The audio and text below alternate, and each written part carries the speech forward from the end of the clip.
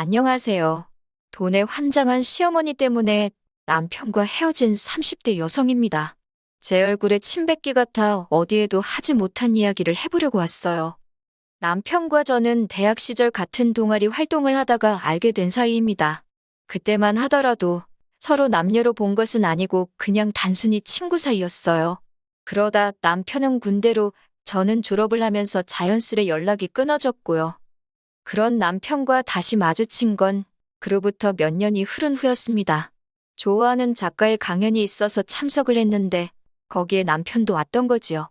남편이 저를 먼저 알아보고는 아는 체를 해왔고 저도 모처럼 대학 시절 친구를 만나 반가웠답니다. 그리고 이후로 저희는 급속도로 가까워져 금세 연인 사이가 되었고 얼마 지나지 않아 결혼 이야기까지 주고받게 되었지요. 처음 결혼 이야기가 나왔을 당시 남편은 모아놓은 돈이 5천 있었고 저는 모아둔 돈이 9천 있었어요. 말이 나와서 말이지만 남편이 모은 돈이 제 예상보다 많이 적어서 좀 당황스럽더라고요. 저보다 늦게 사회생활을 시작했다는 건 알고 있었지만 그래도 이렇게 모은 돈이 차이가 날 줄은 몰랐으니까요. 그리고 알게 된 건 남편이 7살 어린 시동생 대학교 학비를 전부 내줬다는 사실이었어요. 저도 동생이 있지만 동생의 학비라던가 그런 걸 제가 내줘야겠다는 생각은 해본 적이 없거든요. 친정 부모님이 그러기를 바라신 적도 없고요. 그래서 남편이 그런 말을 했을 땐 솔직히 꽤나 당황스러웠네요. 남편도 눈치가 보였는지 변명하듯 하는 말이 이제 시동생도 곧 취직을 할 거고 자기도 더는 도와줄 생각이 없답니다. 그러니 저더러 조금만 이해해 줄 수 없겠냐 하대요. 답답하긴 했지만 지나간 일 가지고 남편을 탓할 수도 없는 일이고 집집마다 사정이라는 게 있는 법이잖아요. 그래서 조건 하나를 내걸며 알겠다고 했어요. 그건 바로 결혼하게 되면 시동생이든 시댁이든 돈 들어가는 일은 무조건 저랑 상의를 해달라는 거였지요. 이후로 저희는 본격적으로 결혼 준비에 나섰습니다. 남편이 시동생 학비를 부담했다는 걸 알게 된 이후로 따져묻지는 않았지만 시댁의 경제적 사정이 좋지 않은가 보다고 막연히 짐작하고 있었고 그래서 별 기대 같은 건 없었어요. 어차피 저도 친정 부모님의 의사와는 별개로 웬만하면 친정의 손은 벌리고 싶지 않았거든요. 그런데 상견례 자리에서 어머님이 1억을 해주시겠다고 하시대요. 생각지도 못한 큰 숫자에 놀라기도 했고 시댁에서 1억을 해주겠다 하니 친정 부모님도 흔쾌히 당신들도 1억을 해주시겠다 하셨습니다. 큰 숫자가 오고 가서 그런가 상견례 분위기가 제법 좋았지요. 그리고 그날 밤 저는 혼자서 이런저런 계산을 했어요. 양가로부터 도움을 받으면 그게 2억에 남편과 제가 모은 돈이 1억이 넘으니까 대출 조금 받고 하면 서울 중심부는 아니어도 작은 평수여도 어쩌면 우리 이름으로 된 아파트 하나는 살 수 있지 않을까 하는 그런 상상과 함께요. 하지만 그런 행복한 상상은 이튿날 걸려온 어머님의 전화와 함께 깨어지고 말았습니다. 어머님께서 미안하게 되었다면서 당신이 계산을 잘못했다고 1억이 아니라 3천만 원밖에 못 해주신다는 겁니다. 하룻밤 사이에 7천만 원이나 달라질 만큼 무슨 계산을 잘못하신 거냐고 여쭤보고 싶었어요. 그리고 동시에 지난밤 제가 했던 상상이 다 부질없는 이야기란 걸 깨닫고 풀이 죽어버렸지요. 하지만 그런 저를 더 힘 빠지고 실망하게 한 건 이어진 어머님의 말씀이었습니다. 친정 부모님께는 이런저런 이야기하지 말고 그냥 1억을 받아오라고 하셨거든요. 제가 왜요? 하고 질문하니 준다는데 왜 안 받냐고 반문을 하시는데 그냥 황당해서 더는 말도 안 나오더라고요. 어머님은 친정에 이야기하지 말라 하셨지만 저는 원래 친정 부모님한테 뭘 숨기고 그러는 딸이 아니거든요. 그래서 전후사정과 함께 상황을 설명했지요. 그랬더니 친정아버지가 그런 경우가 어딨냐며 저처럼 황당해 하시대요. 친정어머니는 어머니대로 그 집은 아들 장가 보내는데 3천만 원 가지고 뭘 어쩌라는 거냐며 답답해 하셨고요. 3천만 원이 적은 돈은 아니지만 친정 부모님도 나름대로 곱게 키운 딸이 시집 가는 거니 기대치가 있으셨던 거겠지요. 저는 괜히 이 일로 남편한테 불똥이 튈까봐 걱정도 되었고 동시에 실망하신 부모님께 제가 잘못한 것도 아닌데 죄송스러워서 고개를 들 수가 없었네요. 친정아버지가 어쨌든 어쩔 수 없지 않냐며 말씀하신 대로 1억은 해주신다 하시는데 제가 시댁하고 똑같은 액수로 해달라 했습니다. 솔직히 전화 말미에 어머님이 보이신 태도에 마음이 상하기도 했고 그래서 고분고분하게 시키는 대로 1억을 받아서 시집가고 싶지 않았거든요. 그렇게 우여곡절 끝에 부부의 연을 맺었습니다. 그런데 결혼식을 올리고 얼마 지나지 않아 청천벽력 같은 소식이 들려왔어요. 남편이 풀 죽은 목소리로 말하길 다니는 회사가 갑자기 사정이 안 좋아져서 전 직원 월급이 절반으로 삭감되게 되었다는 거예요. 어이가 없어서 그런 회사가 어딨냐고 제가 따졌습니다.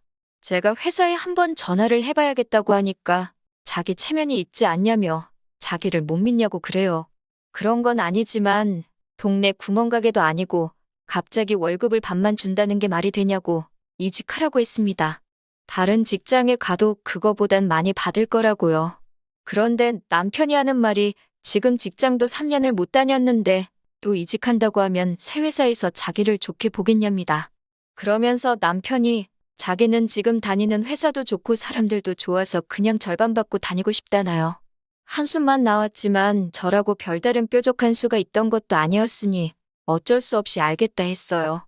그리고 정말로 그달부터 남편 월급으로 150 들어오대요.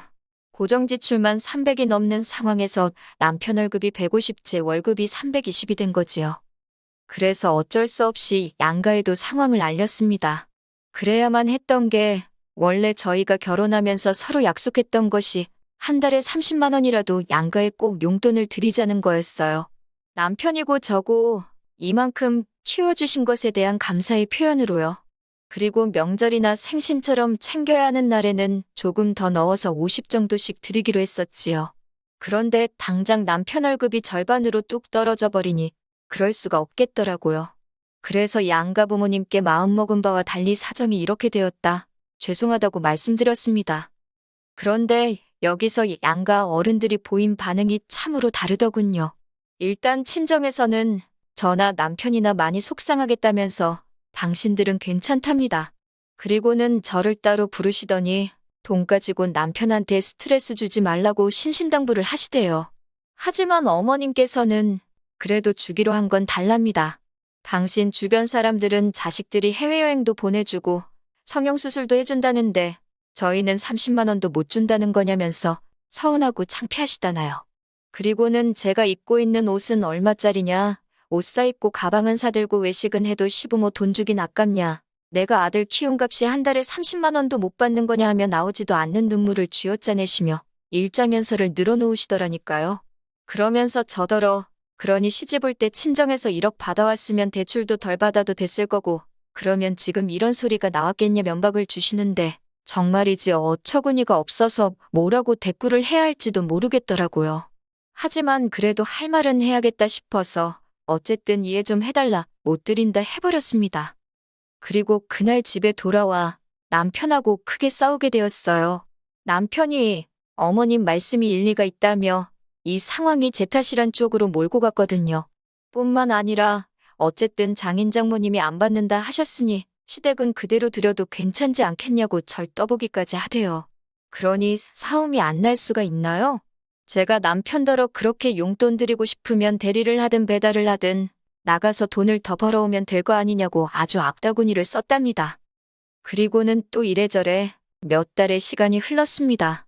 남편의 월급은 150에서 변화가 없었는데 그중 100 정도가 가정을 위해 쓰였고 남은 50은 차량 유지비에 식대에 모해서 남편이 쓰는 카드값이랑 비슷하게 나왔으니 솔직히 제 입장에선 남편이 100을 가져다 주는 거나 다름이 없었지요. 그리고 고정지출이란 건 늘면 늘지 줄지가 않잖아요. 그렇다 보니 저는 매달 월급에서 200 이상을 가정에 쏟아부어야 했고 그러다 보니 제 손에 남는 건 100만 원 남짓이대요. 사는 게 빠듯해지니까 나중엔 과일 하나 사 먹는 것도 고민하게 되고 아이를 갖는 건 언감생심 꿈도 꿀 수 없더라고요. 하지만 저는 그 모든 게 가증스럽고 사악한 생쇼에 불과했단 사실을 알게 되었습니다. 남편 월급일이 27일인데 27일 저녁이 되도록 남편 월급이 안 들어오더라고요. 남편은 친구들하고 약속이 있다면 나간 상황이었지만 돈 문제기도 하고 해서 기다리질 못하고 남편한테 전화를 했어요.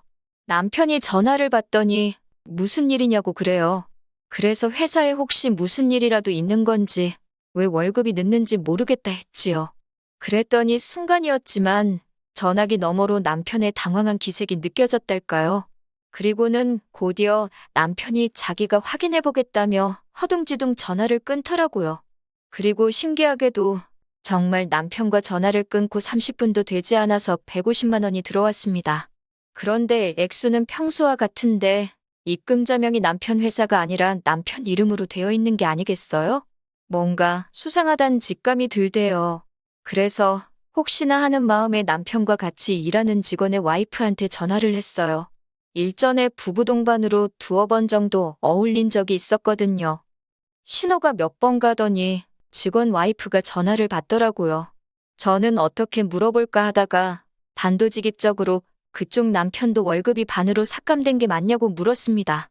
그랬더니 그 와이프가 무슨 자다가 봉창 두들기냐는 식으로 무슨 소리를 하는 거냐고 그래요. 그러면서 얼마 전에 대대적으로 연봉 인상도 있었는데 몰랐냐입니다. 그 말을 듣는데 남편한테 배신감이 들면서 온몸이 부들부들 떨리더라니까요. 시간이 늦었으니 은행을 찾아가 볼 수가 있나? 그렇다고 남편 회사에 확인 전화를 해볼 수가 있나? 정말이지 갑갑해서 죽겠더라고요. 그러다가 남편 노트북을 떠올렸어요. 웬만한 금융거래는 남편이 다 자기 노트북으로 하는 건 알고 있었거든요. 평소엔 그 노트북을 회사에 가져가는데 그날은 어쩐 일로 노트북도 두고 갔길래 이건 신이 주신 기회라는 생각이 들었지요. 제발 빌면서 노트북을 여니 이게 웬걸 비밀번호도 풀려 있는 게 아니겠어요. 남편이 언제 올지 모르는 상황이었기에 속도를 내서 미친 듯이 뒤지기 시작했습니다. 그리고는 결국 남편이 그동안 다른 주머니를 차고 있었다는 사실을 알게 되었지요. 월급이 삭감이 되긴커녕 그 와이프 말대로 올랐더군요. 더 화가 났던 건 350 중 200 가까운 돈이 어머님한테 흘러가고 있었다는 거예요. 그리고는 남은 150만 원만 입금자명을 바꿔서 자기가 회사처럼 저한테 입금을 해줬던 거고요. 실망이 이만저만이 아니었습니다. 그때 느낀 그 배신감을 비롯한 복잡한 심정은 어떤 한마디로 정의할 수가 없어요. 이러지도 저러지도 못한 채 남편이 오기만을 기다릴 뿐이었지요. 그리고 자정 가까운 시간이 되어서야 돌아온 남편에게 말없이 노트북을 갖다 줬네요. 화면에는 남편 통장거래 내역을 띄워서 말이지요. 그러자 남편 얼굴색이 울그락불그락 하더니 왜 남의 노트북을 마음대로 보냐고 적반하장으로 화를 내는 게 아니겠어요. 그런 건 솔직히 전혀 신경 쓰이지 않았지만요. 저는 남편에게 왜 이런 짓을 했냐고 물었습니다. 내가 그동안 얼마나 고생하고 스트레스 받아 하는지 옆에서 다 보지 않았냐고, 미안하지도 않았냐고 물었지요. 그랬더니 자기도 그러고 싶지 않았는데 어머님이 그러라고 했답니다. 어이가 없어서 어머님이 왜 그런 짓을 시키시냐고 하니까 남편이 잠깐 주저하더니 그러니까 시집 올 때 장인어른이 1억 주신다는 거 그냥 받아왔으면 좀 좋냐고 그래요. 어머님이 남편더러 제가 동기한 줄 몰라서 준다는 돈도 마다하는 애라며 이참에 돈이 얼마나 귀한지를 가르쳐야겠으니까 시키는 대로 하라고 했답니다.